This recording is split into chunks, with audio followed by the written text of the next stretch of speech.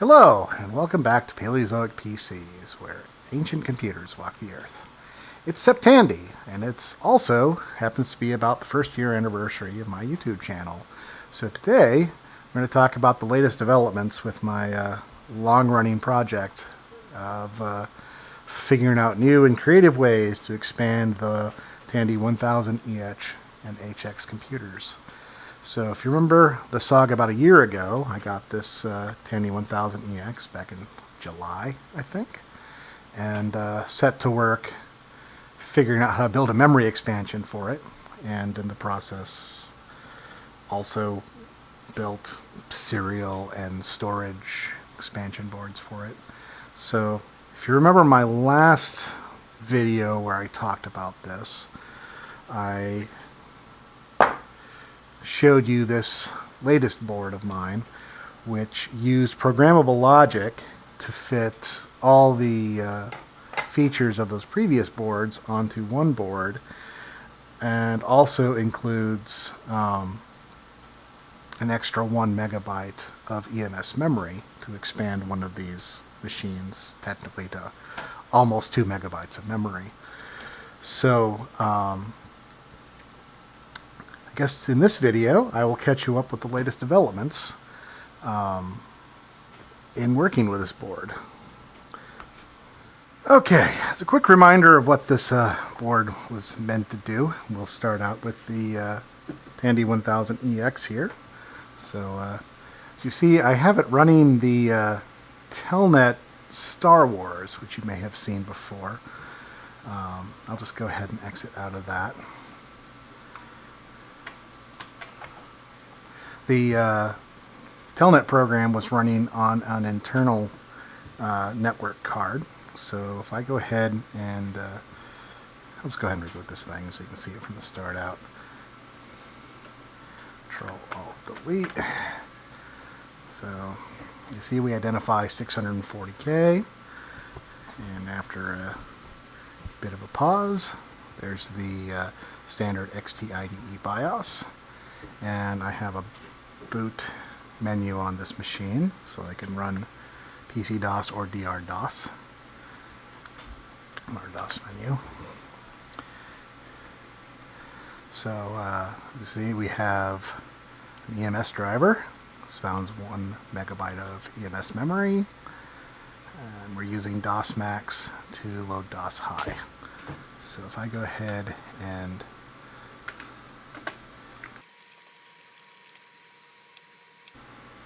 alright, we've loaded check it, so we can look at the configuration. You can see we have 2 serial ports and 624K, which is what you'd expect for a Tandy 1000 of this type.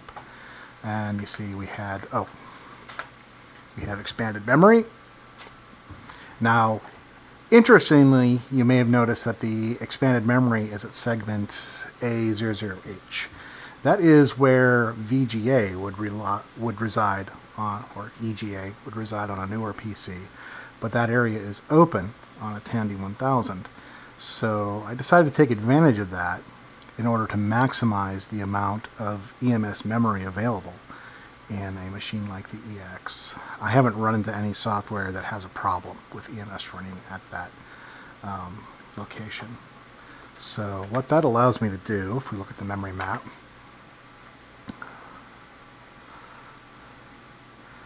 you can see that the EMS page frame starts right above the 640K mark, and then there's the standard location for the video memory. That is also video memory. And the way this is configured is there's 48K open between the end of video memory, and then there's 16K assigned. Well, it's only 8K of actual image in it, but there's 16K of Flash Rom assigned for the XTIDE, and then the entire 128K from D00 to EFFF is available as an upper memory block. Now, if this was installed in an HX, there are dip switches on this card. If we look at the board, I'll show the actual card later, but there's a footprint for the dip switches right here. there are dip switches on this car to switch it into an HX compatible mode. And in the HX compatible mode, which I think I've shown in a previous video, the ROM would be, instead of at the end of the C page here, would actually mark to the beginning of the C page, and then the rest of this would be filled with as much of the memory as possible, which would give you 112K of upper memory instead of 128. So it still has a fair amount of upper memory if it's an HX, but in an HX, the E page up here would be filled with Deskmate ROM. But there we go. So we have for a hard disk we have a XTCF, which is an 8-bit IDE subset, and it actually is running with an SD to IDE laptop size adapter, which fits easily inside the machine, and it gives excellent performance. As you can see, it's much faster than any reasonable XT hard drive.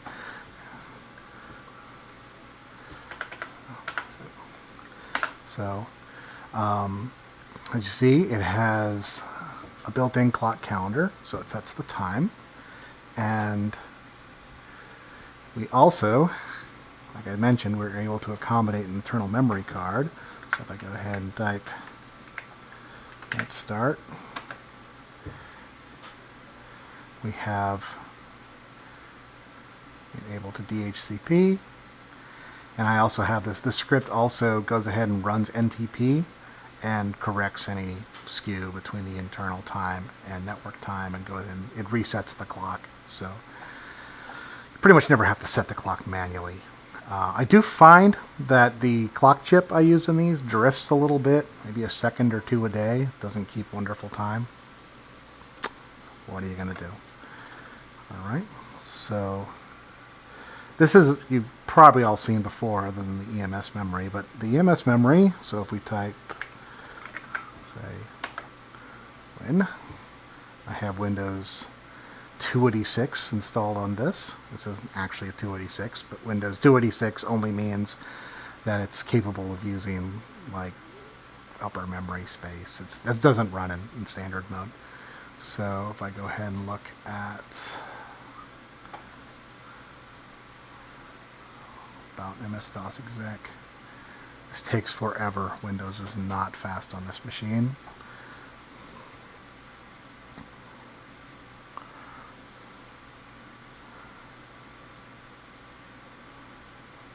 You can see it identifies that it has expanded memory free.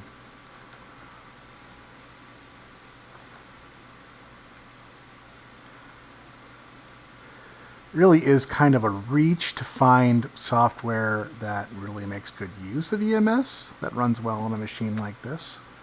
But we do these because we can, not because we need to. I also have an old version of GEOS installed on this machine.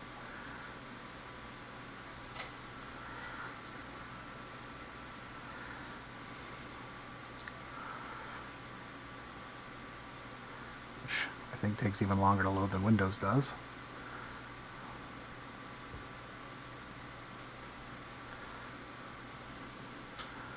But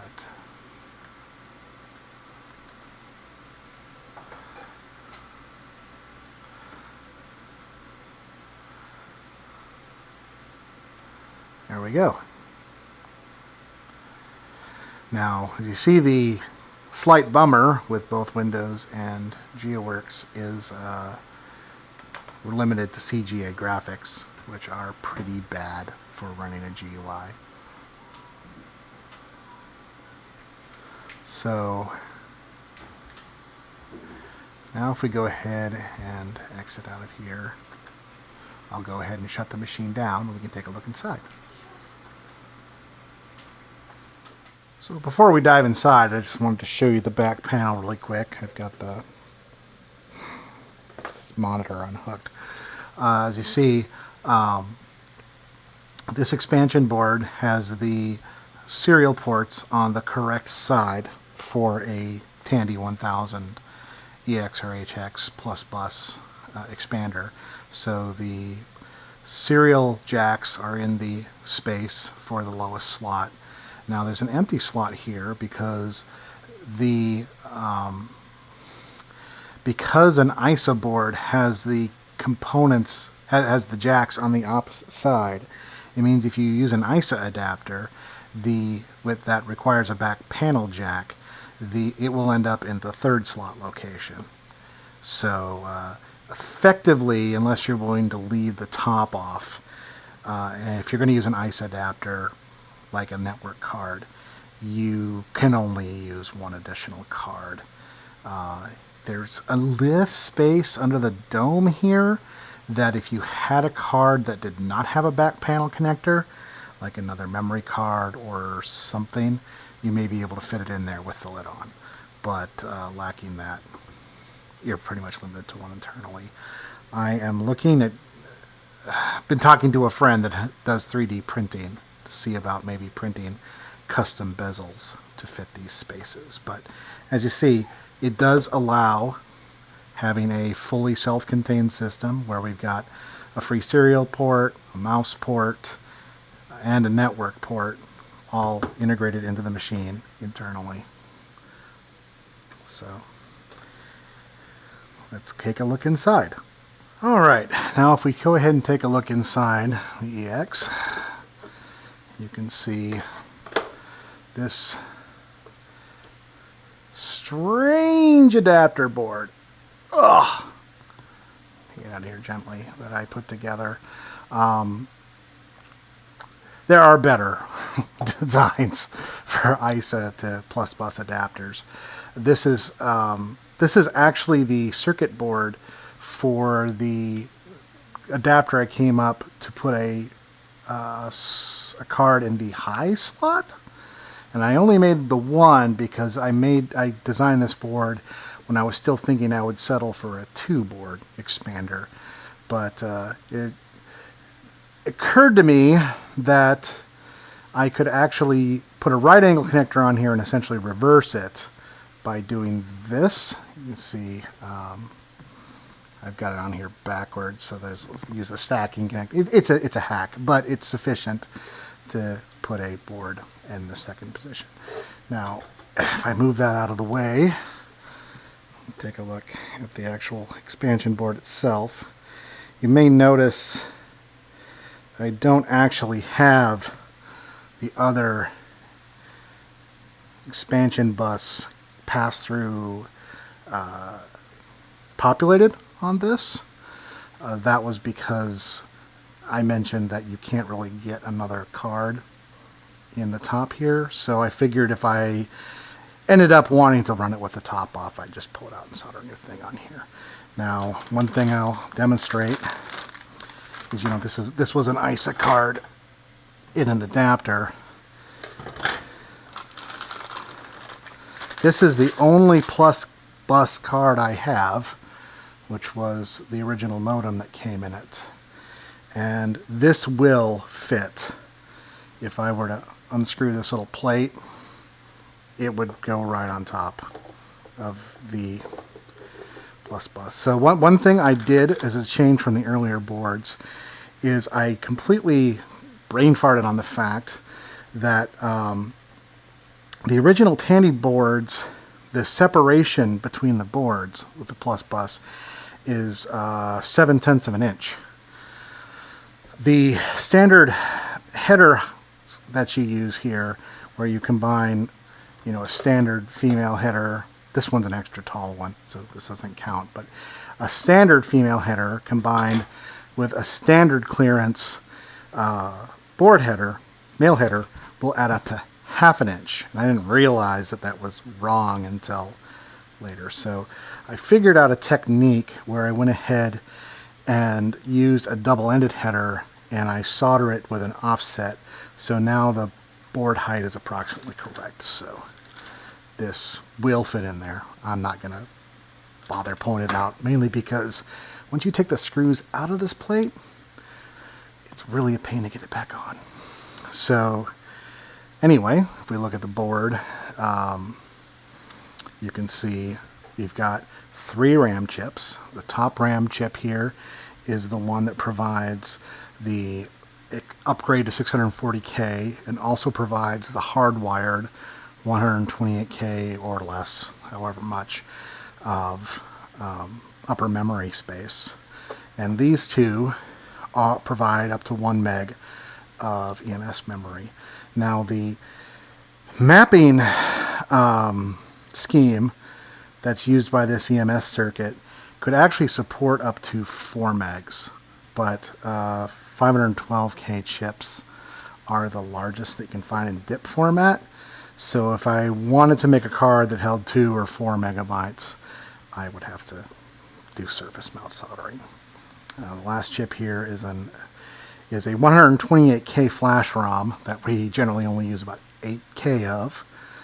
And here is a battery for the real-time clock. And this is the real-time clock chip itself. There's the dip switches I mentioned. I was so clever and silk screened the board on the side that you would never be able to see when it was installed with what the settings of the switches meant, at least with the original programming for the gals. I'll get back to that. And the IDE device is kind of buried back here. You can see a picture of it in the other video I did, so I'm not going to yank it out. So anyway, there it is. One of the switchable options here is you can switch what address the serial ports are on. And I've got this one set up so you can switch the serial ports, and there's several options for the IRQ that's assigned to them. This one is actually set up so the second serial port is at the standard address for COM2, but it uses IRQ2 instead of IRQ3 like it normally would, and that leaves the free IRQ for use by this network card, because the driver for this network card does not accept IRQ2. So, but Qt Mouse will accept IRQ2 as a valid IRQ for the mouse. So essentially this is a dedicated mouse port, but this extra serial port can be used for anything you want. So that's it. As I mentioned, this provides 128K of upper memory in a EX. It provides up to 112K in a HX. So all's well and good. All right, let's go ahead and throw the top back on this thing and talk about what's happened since I made this board and put that lovely silk screen on it. So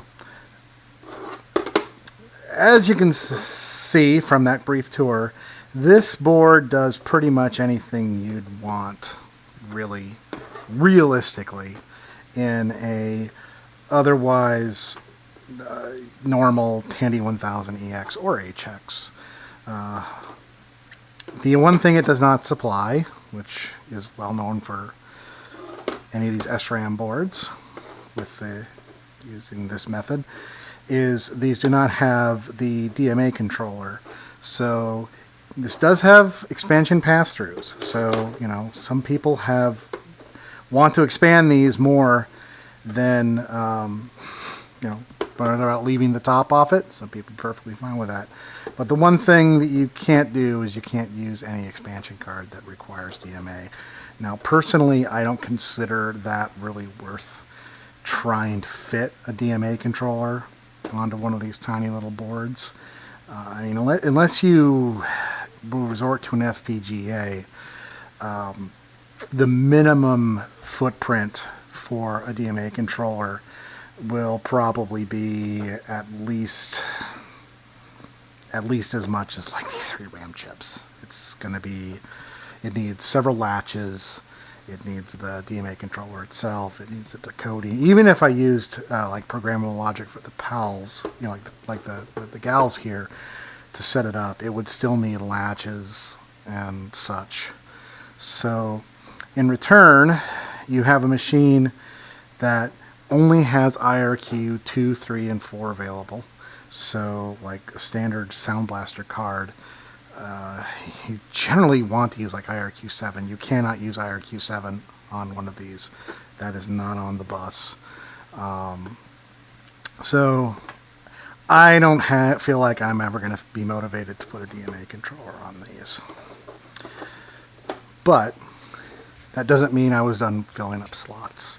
So let's move on to my HX, or the Tandy 1000 SUX, as I called it in its video. And let's talk about what further developments I've made here.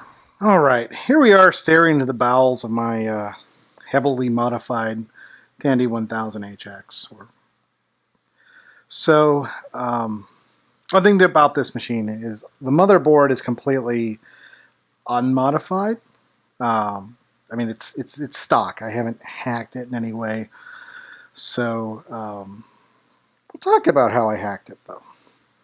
So back when I started working on these machines, and I was given this HX motherboard by a kind soul who was very interested in sort of maxing out these machines. One of the things that they said that they did with theirs was that they ran a VGA card in it. Now, call me a hypocrite, but for a long time I was kind of the opinion that you're missing the point if you have a VGA card in a Tandy 1000, because kind of their special sauce is their PC Junior derived video. But as cool as the Tandy 1000 derived video is, if you're talking about really maxing out an XT class machine, you do of course run into limitations like you only get 25 lines of text. If you want to run anything graphical, it's not going to look too good if it's something, you know, like a GUI, like Windows or GEOS or something. And the other problem, of course, is the availability of monitors. Now, I thought I was blessed because I happen to have 2 Commodore 1094 monitors, but they haven't been aging very well. You saw the other one of them working earlier, and it has been behaving today, but that one has started becoming quite flaky. They literally need to swat it on the side. It's got a bad component in it somewhere that I haven't been able to find. Now, I had a second one, which seemed to be in better shape, and I actually built it. Commodore 1084s are fun because they've used the same model number for a bazillion different monitors. This was another monitor that had like a DIN connector on the back, so I had to build a special cable for it. And I only ran that monitor for about a week before it literally made a sad pfft noise in the middle of using it, and hasn't worked since. I'm guessing it just vented a capacitor or something, but I haven't had the chance to tear into it yet. So one of the things that I did when I designed these boards, every one of them, is I made them configurable. So if you tried to use a VGA card with them, it should accommodate it. I've always made the switch settings such that, you know, an EGA card pretty much has to put its ROM starting at C000, and will generally have a 32K ROM. So I've had options to put, you know, leave a space there. But I never really thought that hard of using it. And I thought, you know what? This is my opportunity to see if those functions actually work and give my cards a break and see what it's like. So I ordered a lot of 5 VGA cards. these Oak VGA cards. They were on an eBay listing that said they were infuriating VGA cards because sometimes they worked and sometimes they didn't, and the seller was sick of dealing with them and was getting rid of them for $5 for $20. So I ordered a job lot of them. And as it turned out, 2 of the 5 seemed to work fine out of the box. 3 of them didn't. But discovered that it seems like these ones that had socketed EPROMs, so socketed ROMs, they have socketed ROMs and they also have a socketed DAC.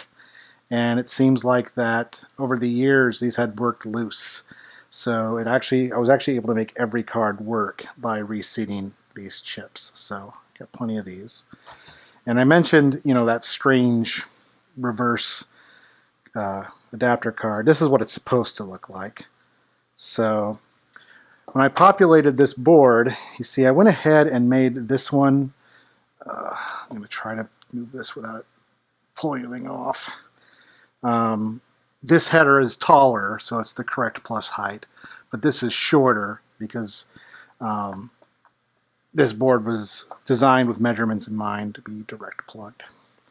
So I went ahead and got the VGA card, but there's a bummer with a VGA card in HX particularly, because the VGA card, it requires that C00 to C800 memory slot. It also requires the A page, which suddenly means that there's very little space for an upper memory block with a VGA card in these things. And there's also, if you have upper memory, there's essentially no room for EMS anymore. For instance, if I didn't have EMS, the decoding on this card is flexible enough I can give myself 80K of upper memory from, I can put the BIOS ROM for the hard disk at C800. It'll take 16K, and then I can take all the rest of the DFF, but that's 80K, and that's barely enough to really be useful. That's enough to load DOS High and maybe a mouse driver or something. But of course, because the card, this is at I showed on the EX that I was putting the EMS window at A000. You can't do that anymore. You can't put it in E. The E page is occupied. These have 128K of ROM. 64K of it is Deskmate resources, which Tandy mapped from E to EFFF.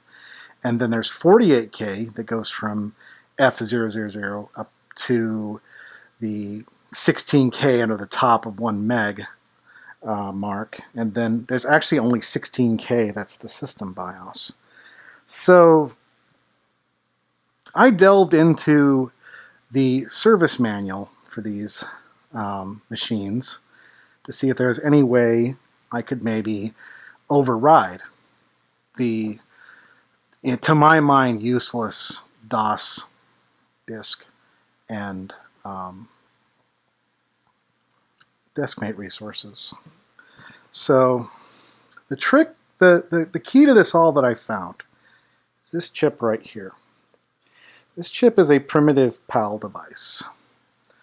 And that PAL device does several functions, but the 2 that I were most interested in is it controls the ROM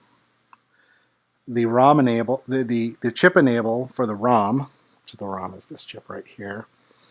And it also controls, there's a buffer that sits between basically all of the motherboard resources and the CPU and the expansion bus. They're on the other side of this buffer.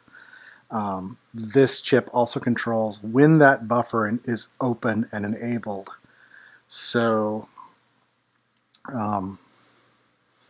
if it's on and asserting onto the CPU side, then even if you disable, like if you disabled the ROM, it would still be trashing the bus, so you still couldn't override with another ROM. So puzzling over the manual, I discovered a way that this chip actually has predefined on it. See, I was thinking I might be able to replace this chip with a programmed one, but I discovered that it actually has on it one chip which is called ROM-DIS, which is as it sounds. If that is pulled low, it will disable the ROM from being enabled. So the first thought, which I tested, was I ran. So this is the chip. There's a resistor right here that pulls it high. So I added a line from here to an unused. I had an unused output on one of these GAL chips. So I programmed that. So when the chip was inside the when the address bus is inside the E page, it asserts ROM-DIS, and that indeed works. That will allow you to replace the Deskmate resources. That essentially makes the memory map of this as open as an EX is. So you can see that wire that's added from here to here. Now you may be wondering, what's the deal with these black clips? G'day. So that worked for clearing an E page, but I was wondering if it could go even farther and disable the DOS that's in ROM on these things. Now the DOS starts at F000 and goes all the way to the 48K of the last F mark. And the interesting thing about the way the DOS works in this is it's actually 47.5K, and there's a 1/2K driver that's at the start of it, and it's actually scanned in the normal method that an expansion ROM is. So my thought was, could we actually go so far as to put the BIOS ROM for the XTIDE into the F page? So the first test, of course, was just to disable do it. And unfortunately, the answer was no. As it turns out, the video chip on these, it does more than just be the video chip. It also provides decoding for basically every peripheral that's on the motherboard. And one of its function, and one of the functions that it does to support that is the chip outputs a line that goes to this controller, this chip, that basically goes up anytime that the address bus is in an area that the video chip thinks belongs to the Tandy 1000, not to a peripheral. And unfortunately, the video chip believes the entire F page belongs to ROM. So that makes it look like it's not overridable. Except the equations for this chip are in the manual. Now, maybe I'll have to get Professor Pterosaur to do an in-depth dive about how we figured this out. But the long story short is, there are conditions under which, so even with ROM-DIS disabled, so this does enable a ROM, but even with that disabled, it would still trash the bus. I tried this. If I put the ROM there, the DOS ROM would no longer be there, but I still couldn't put something on the expansion bus because this would come on and just whatever random garbage was on this unenabled on the peripheral side, it would just put that on the bus and it would trash the ROM we're trying to replace it with. So digging into the equations for this PAL, discovered that there are conditions under which even if the big blue enable is enabled, if certain lines associated with DMA, which of course we don't have DMA, are asserted, it will either not enable it, will override that, or it will change direction of the bus, and either accomplishes our purposes. So again, I'll have to do another video about the exact details of it, but the long story short was I discovered that by pulling the DMA ACK line for the floppy controller, which is normally just tied high, and again, is with no DMA controller, it's never going to be asserted. By pulling that, when the chip is inside the F page, well, inside the part of the F page we want to override, it will stop it from getting trashed. So as we have this configured now, we've got this line to the gal, goes to the side of the resistor that's facing the PAL here, and then I've also got this clipped, and it's going to the line that is associated with that DMA channel. So the same line does both the E page and the F page disabled. And now, of course, I reprogrammed these gals to work that line, and I also I redefined a bunch of the meanings of these switches. So there's now a new options setup that puts the storage ROM in the F page.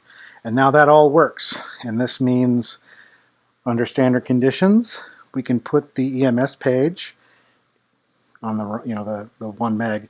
That can go in the E page, and we can get 96K of upper memory between the top of the EGA ROM and the top of the EGA ROM and the bottom of the EMS page, and that's good. 96 is pretty good.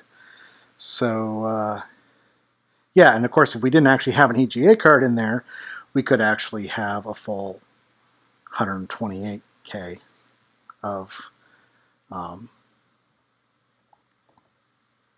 upper memory in addition to EMS. So I guess let's see if we can put this all back together, and I will show you how it works. Have to be very ginger because I don't want to knock loose these wires. So if I were to make another revision of this board, I would probably go ahead and add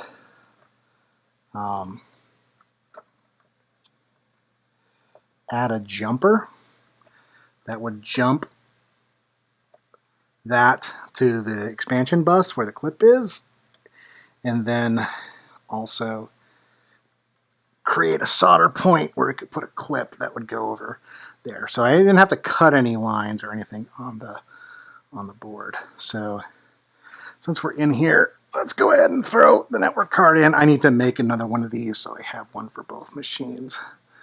So let's go ahead and throw the network card in this one.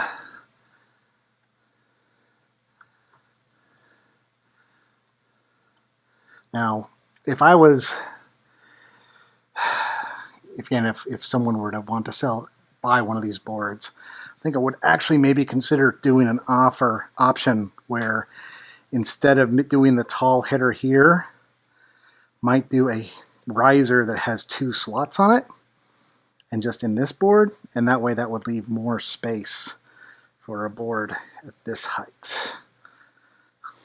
Or even just a single riser that would put it in the right place. So yeah, so now we can do this.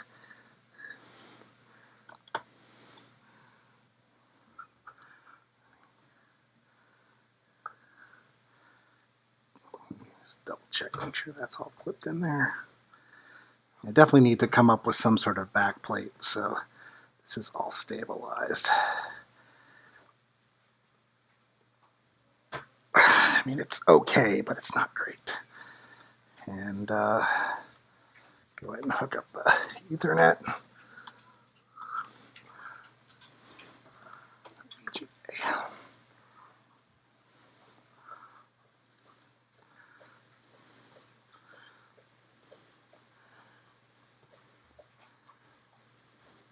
and we'll see if everything still works.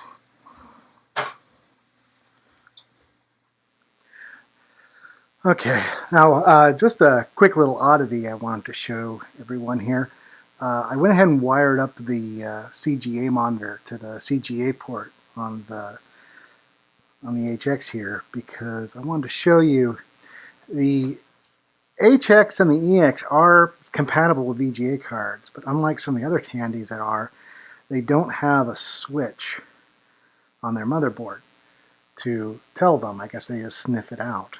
But one of the things about that is when you turn one on, the VGA card, it actually, when it goes ahead and pops the memory size up on the CGA port, and then when it finishes initializing the VGA BIOS, that gets turned off. We move over to the VGA monitor. So let me move the camera a little bit more. All right. You see, I have 3 items on this boot menu. We'll talk about this one in a bit. So let's go ahead and hop in here. See the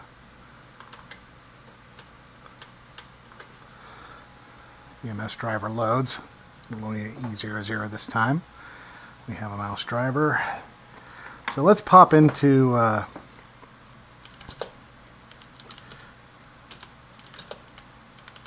check it really quick and see what's changed.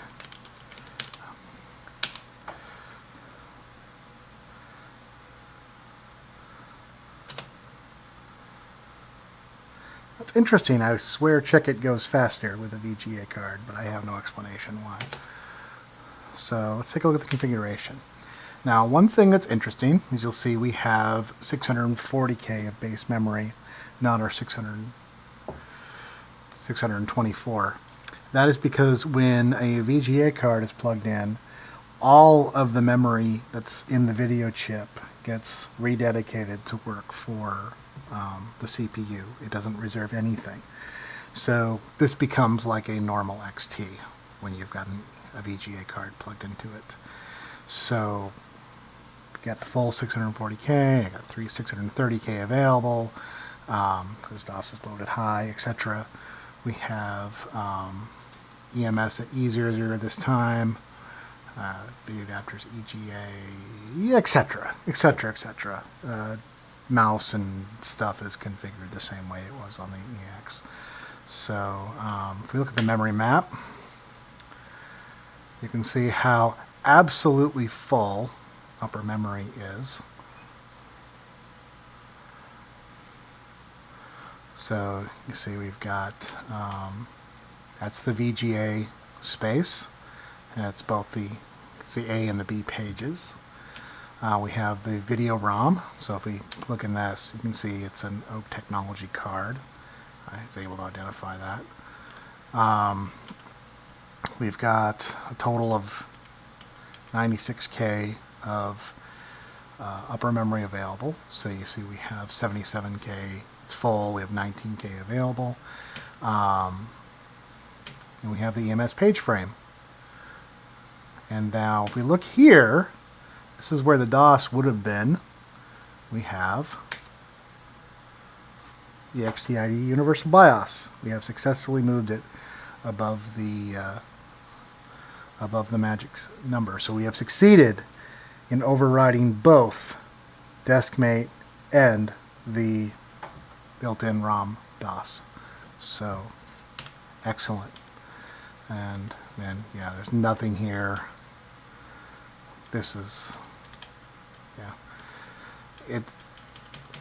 It's funny, it always says that 48K is the system ROM. I wonder if that's standard on IBM PC, when in fact only the top 16K is actually there. And in fact, the way the card is set up right now, it's actually putting 32K of this space to the Flash BIOS.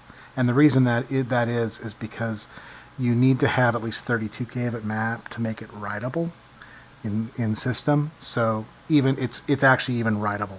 So we can, if we needed to install a new version of the XTIDE BIOS or whatever, we can do it.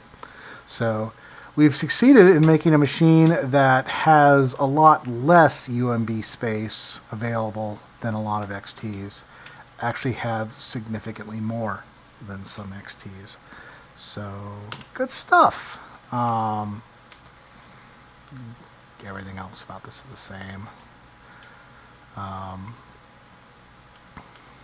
We can test the VGA card, I guess. And I'll just test the video RAM.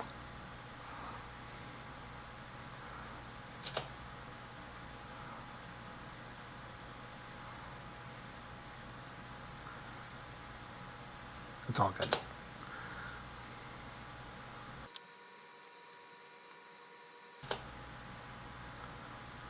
All right. So let's go ahead and see what this has given us. So with the VGA card installed, if we start up Windows, I have that configured for your standard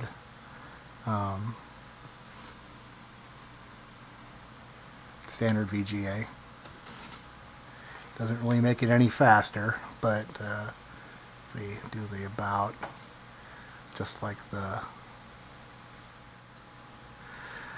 on the EX, when it gets there, it will go ahead and show us we have expanded memory. So yeah, Windows is not super useful on a machine this slow. I did actually have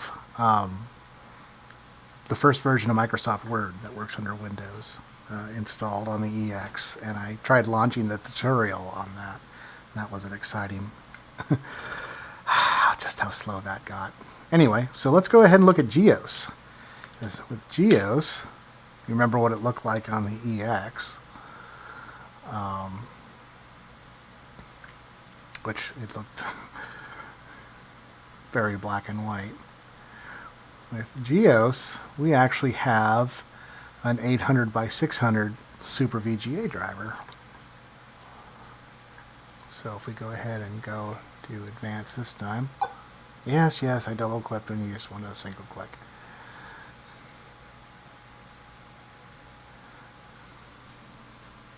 Doesn't really look like a 1000HX anymore, does it? Sorry, dealing with the focus here. So, you see, surprisingly, it's actually fairly responsive.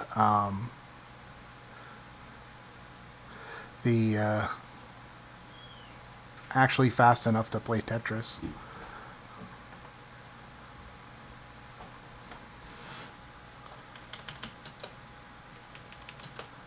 I forget what the rotation button is. There we go.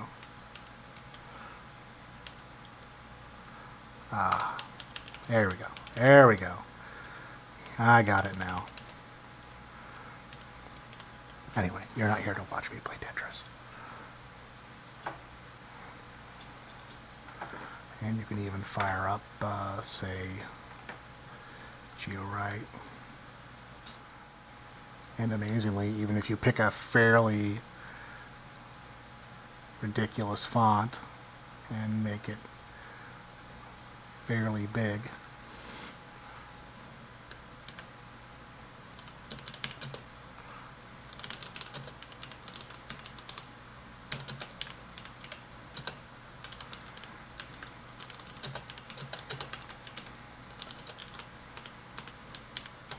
keep up with my lousy typing, but I am typing and trying to do a video at the same time. So,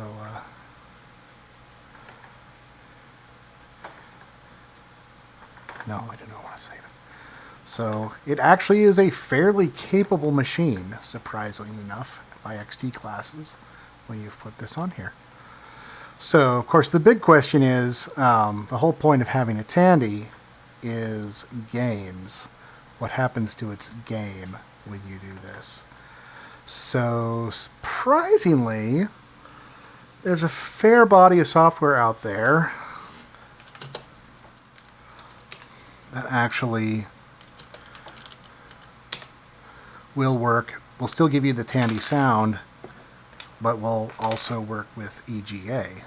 So, for instance,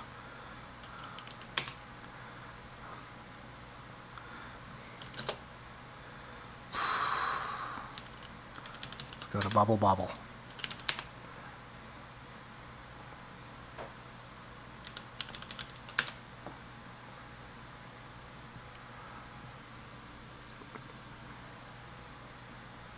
Oh,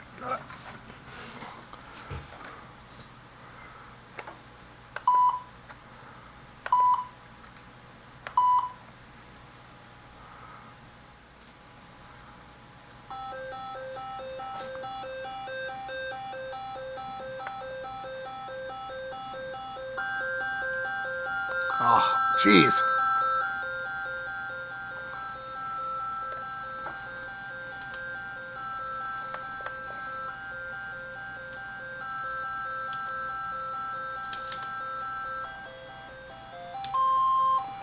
If there's a key to skip this, I don't know what it is.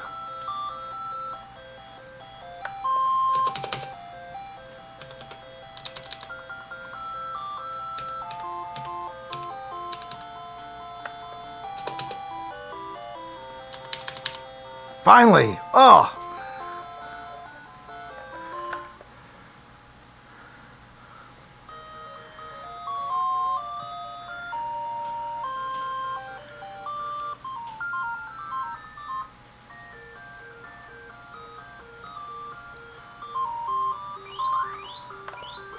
Ah!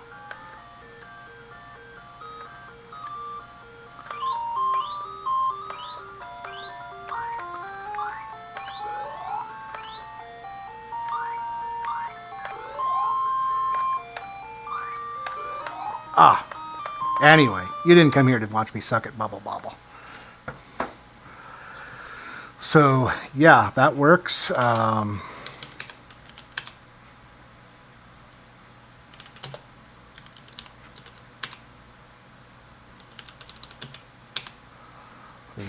famous or infamous Sierra Book of Games works. About the only real disappointment I have discovered is that the original version of Lemmings, you can only get the Tandy sound with the Tandy graphics. Supposedly the next version of Lemmings, you can configure that. I haven't tried it yet.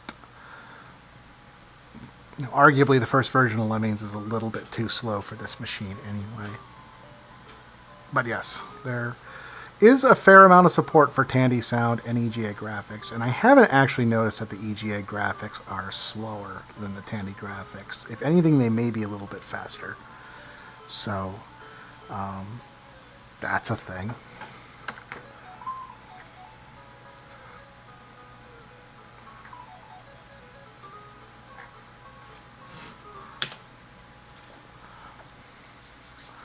So,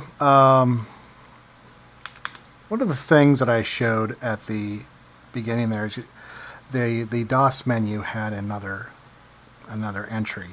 So let's go ahead and go back here and take a look at my config.sys file.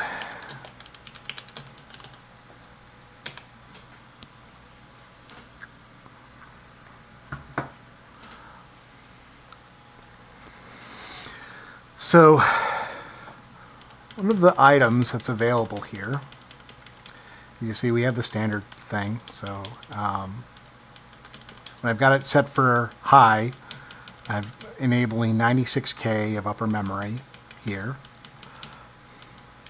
And I have the LTEMM driver enabled. Now, I was playing with a NFS file system program, which required a ton of driver to be loaded, and it was actually too much to fit in 96K. In fact, it's actually a little bit too much to fit in the 128K that's on the EX. So I came up with a method, this program right here, EMS2UMB, which this is actually a program that all it does is it shoves a it programs the registers, the paging registers that are on my memory card. It programs the paging registers to just fill the space in the page frame with memory. And you see, I've got it loaded before I run the program that makes the EMS available, makes the upper memory available. So let's see just how much memory we get out of that. So if I go ahead and reboot.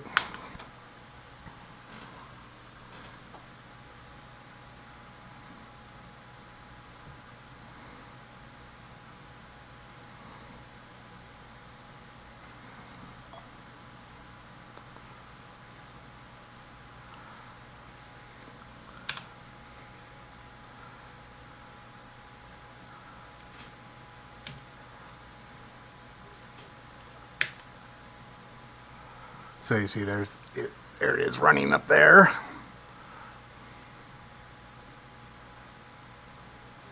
Now if I do you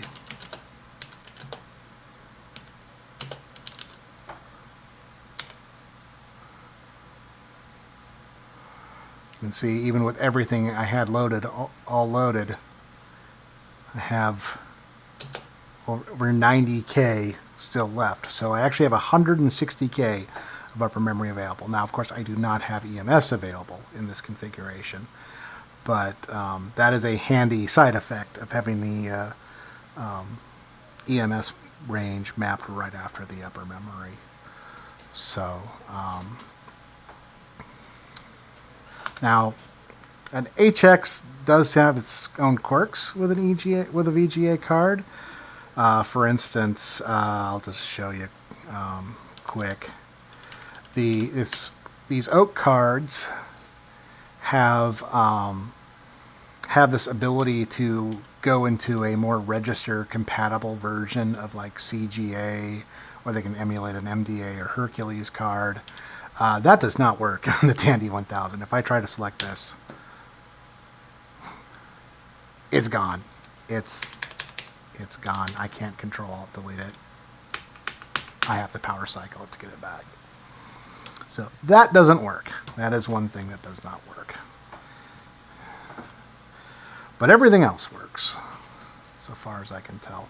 There are some other quirks, which I can probably talk about in another video. But anyway, I just thought I'd want to show this off. Now, I mean, some of you will probably think that a Tandy 1000 with a VGA monitor is some sort of atrocity, and until recently I would agree with you. But you know, if you want to really go nuts, it's actually a surprisingly nice computer to work with. You see I have the clock.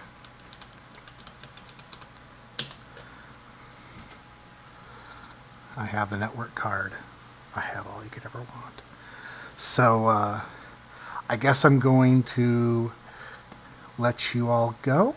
Thank you for spending your time with me. I will try to be more regular about the videos.